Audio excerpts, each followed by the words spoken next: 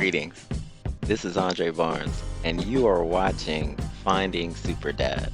Finding Super Dad is a blog that is for fathers, and it discusses fatherhood, and it's based on Malachi 4:6. And it says, He will turn the hearts of the fathers to their children, and the hearts of their children to their fathers. And here at Finding Super Dad, we just want to encourage fathers to be who they are, to be what they were purposed and designed to be, leaders of their household, a support for their children, counselors to their children, and give them the tools that will allow them to equip themselves to do just that.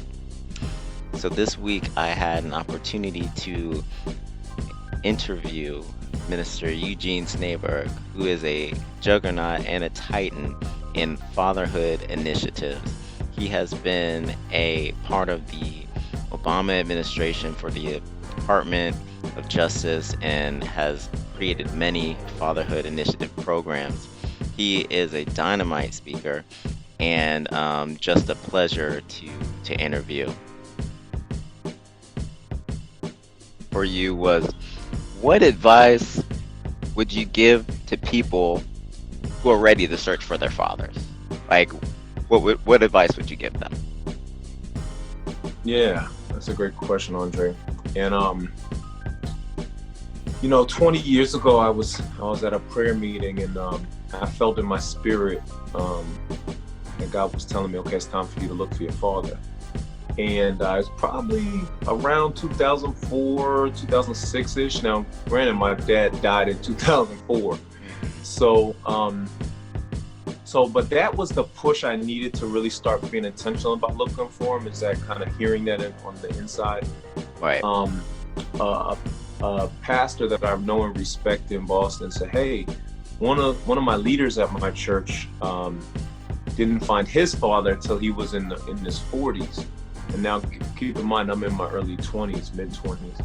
So I set up a meeting with this brother, and I met with him, and he said, I was able to connect with my father in my 40s for the first time. And he said, I want to let you know a couple things. He said, one is, even though I connected with my dad, he said, and we have a respectful relationship. He was like, it's not what I was hoping it would be. It's not warm and cuddly.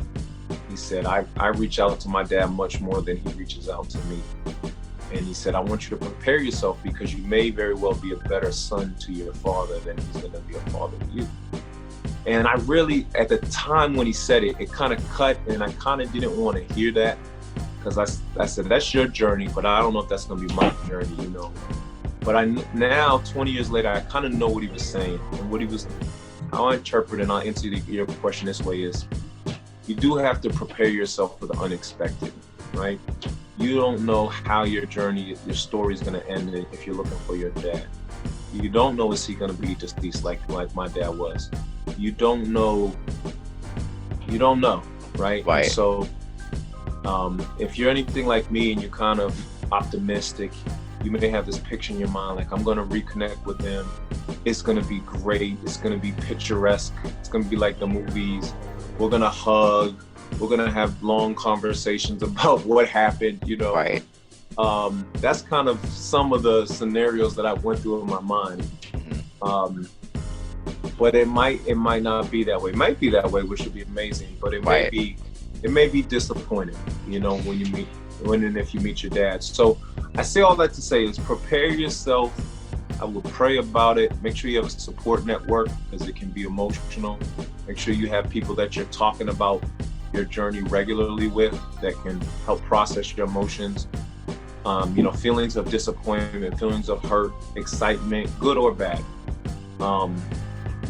That's where I would say start from that place, making sure that you've grounded yourself and you've kind of anticipated scenarios, I think is an important place to be. Make sure you're in a place of peace. Right. And that you've already gone through that process of forgiveness and healing and wholeness, so that whatever the result is, you're in a place where you can kind of handle the results. That's fantastic advice. And I am going to I'm glad that there are organizations like Fathers Forward and Finding Super Dad that are able to put that information out there, because a lot of times people have this, this mentality that life's a lot like a movie, and things are always going to be peaches and cream, and it's not always that way. So that support network that you had is so important, and I'm so glad that I reached out to you after I read your initial blog, because that was something that was not, in your blog that you didn't touch on, because you touch on a lot of things. And I think it's just important to kind of flesh this out so that, other, fathers that are going through this situation, or other men that are going into the situation, have this information, so that they understand that the support network is important. So my other question for you is kind of the reverse.